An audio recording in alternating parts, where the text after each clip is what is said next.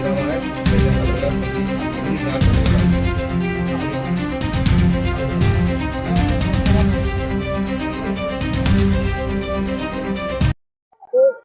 जी आज यहाँ पहुंचे आप क्या मामला भाई साहब ये था, ये भी 4-5 दिन पहले भी ये हमारा पीड़ित किसान है राजेश कुमार जी रोहालगी के रहने वाले हैं और 12 साल हो गए इनको कोर्ट कचहरियों के चक्कर काटते काटते काटते काटते।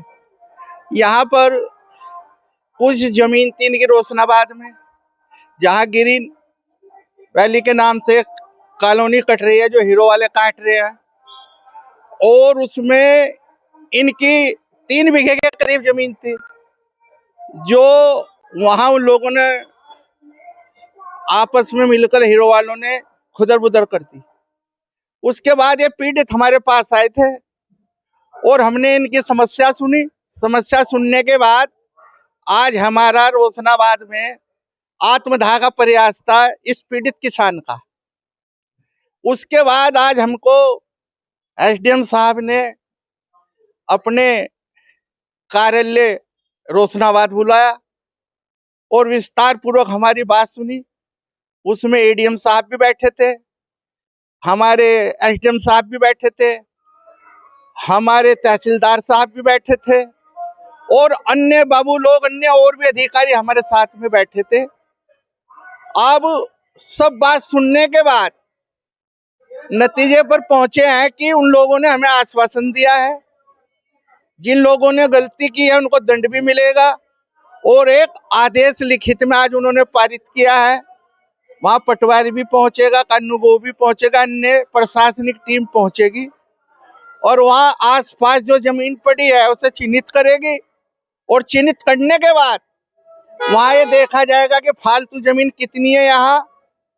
उसके बाद उस जमीन में जब अधिकारी अपनी तरफ से सब चीज का वो कर लेंगे अपने आप में, उसके बाद हम लोगों को वहां ये कहा गया है कि आप लोगों की जो जमीन है, अगर आपकी वहां जमीन होगी आपको दिलाई जाएगी।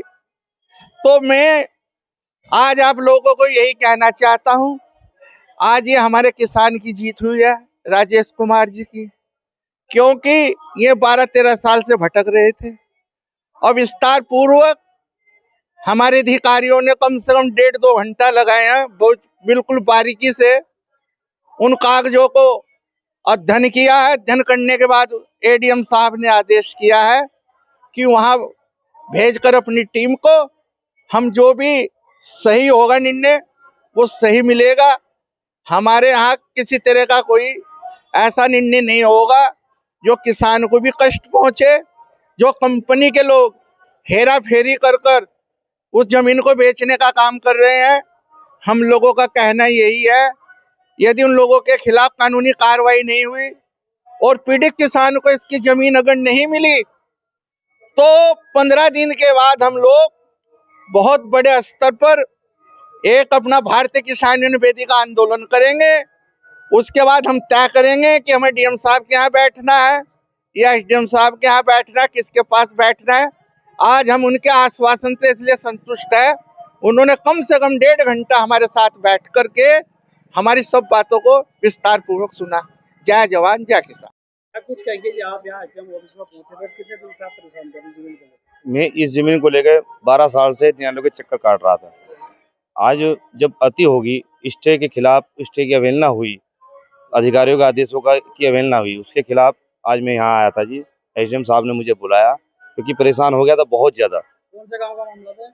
ये आने के हेतमपुर में हीरो रियल्टी प्राइवेट लिमिटेड है, जो ये अनैतिक और अवैध कार्य कर रही है, जो हरिद्वार ग्रीन के नाम से भी जानी जाती है। वो बिना खसरे नंबरों की रजिस्ट्रियां कर रहे हैं, स्टे ऑर्डर का उल्लंघन कर रहे हैं। ये हमारी 6 बीघे जमीन का विवाद है।